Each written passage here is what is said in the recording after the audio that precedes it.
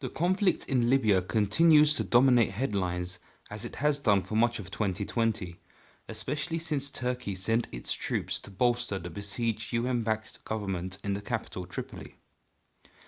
Before the Turkish intervention, the GNA in Tripoli were on the verge of collapse in the face of an onslaught led by Renegade commander Khalifa Haftar, whose LNA forces fight on behalf of the eastern-based rival government in Tobruk. Turkish forces, backed by allied Syrian mercenaries recruited from Turkish-controlled parts of northern Syria, helped prevent the fall of Watiya International Airport to Haftar's men, who themselves were backed by Russian mercenaries. The Russians also brought their own mercenaries from Syria, while the UAE funded mercenaries from places like Sudan to enter the war in support of Haftar. Haftar also attracted support from the likes of France, which has grown increasingly concerned with its depleting influence in North Africa, leaving behind the void for Turkish influence to grow. Greece has also offered its backing to Haftar, as the deal signed between Turkey and Libya's UN-backed government includes a maritime demarcation agreement between the two countries, which Greece says violates its own maritime territory. Yet, despite having all this support, Haftar's forces were unable to complete the operation to capture Tripoli. To the contrary, the LNA are now retreating after suffering a series of defeats. Since the GNA announced a counterattack weeks ago, the UN-backed government has seized a number of coastal towns north of Tripoli. The biggest game-changer, however, has been the capture of the Watiya airbase south of Tripoli. Without the airbase, Haftar's forces are unable to provide much-needed air cover for their militias fighting on the ground.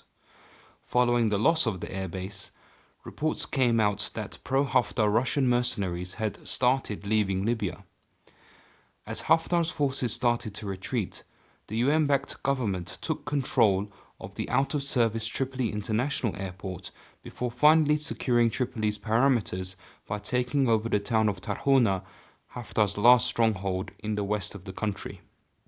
But as was mentioned in Radio EastMed's previous podcast on Libya, there are no expectations of any further eastward advance by the GNA's forces towards Benghazi and Tobruk. If there is to be any further attacks on the LNA, it is likely to be in the south, across Libya's sparsely populated desert. Any advance there is likely to be quick, as it will be met with little resistance.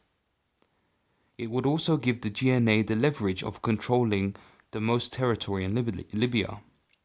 However, any moves towards Benghazi and Tobruk is likely to face fierce resistance and will escalate the war further.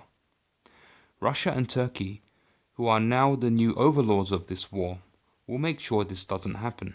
Shortly after the fall of the Watiya airbase, a number of Russian fighter jets were reportedly flown into Libya from the Russian airbase in Syria. This led to some reports that Russia was preparing to directly engage with Turkish troops in Libya. NATO was particularly alarmed by this development. For NATO, it's bad enough they couldn't evict Russia from the Mediterranean by ousting Moscow's ally Bashar al-Assad in Syria. Russia instead used the war in Syria as an opportunity to boost its presence in the region. Now the conflict in Libya has also brought Russia's presence to the south of the Mediterranean, directly opposite Europe. One could argue that Russia is filling a power vacuum left behind by the US, which under President Donald Trump has shown little interest in getting involved in conflicts in the Middle East. Yet even still, the US has its limits regarding how far it's willing to allow the Russians to go. The US may have accepted the Russians have earned their spot in the Middle East, but will not accept any westward expansion towards the Atlantic and is reportedly in the process of sending troops to Tunisia. Turkey's presence in western Libya, therefore, is expected to receive NATO backing, seeing as Turkey is a NATO member. At the same time, although Turkey's intervention served as a pretext for Russia to enter the Libyan war in the first place, the overall success of Turkish-Russian cooperation in de-escalating the conflict in Syria will be taken as a model for what we can expect in Libya. The two countries may appear to be on opposing sides, but they are actually bouncing off one another. They have created a quote-unquote Libya problem by dividing the country into two evenly matched entities locked in a frozen conflict. Each side now depends on their respected backer to remain in Libya to maintain a set power balance. Neither Turkey nor Russia are interested in controlling all of Libya or uniting Libya. They are only interested in creating a situation that allows them to get a foothold in North Africa.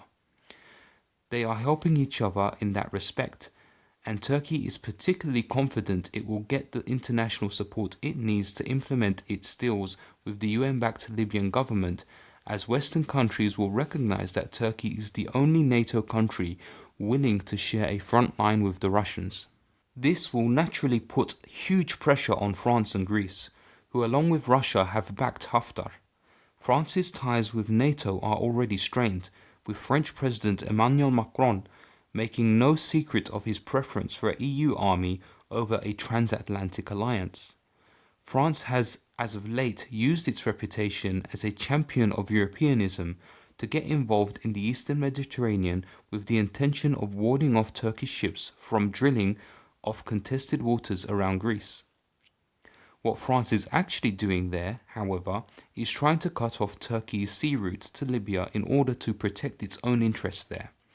Yet France does this under the jealous watch of Italy, which long ago earmarked Libya as its own back garden, but couldn't make itself relevant during the present-day conflict due to its bad treatment of Libyans in colonial days.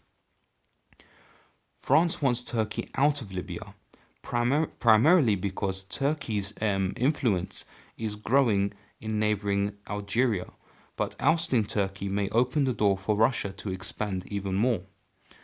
France is also struggling to find its voice in the Eastern Mediterranean, and largely depends on good ties with Cyprus, Greece and Egypt to sail its ships in the region comfortably.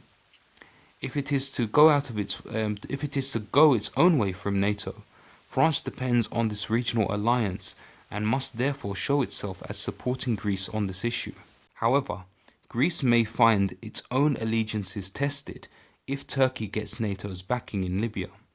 It would mean having to step back and watch Turkey usurp a swathe of sea territory that Athens argues belongs to Greece. This could push the Greeks further away from the Western Bloc and towards Russia. On the other hand, it may force the Greeks to sit down and negotiate with the Turks on the maritime demarcation of the Aegean. My prediction is that neither will happen. Greece will be too proud to give concessions to Turkey and will continue to raise its protests to NATO, the EU and the UN. These international bodies will outwardly condemn Turkey if only to keep Greece on their side, but will do nothing to remove Turkey from Libya.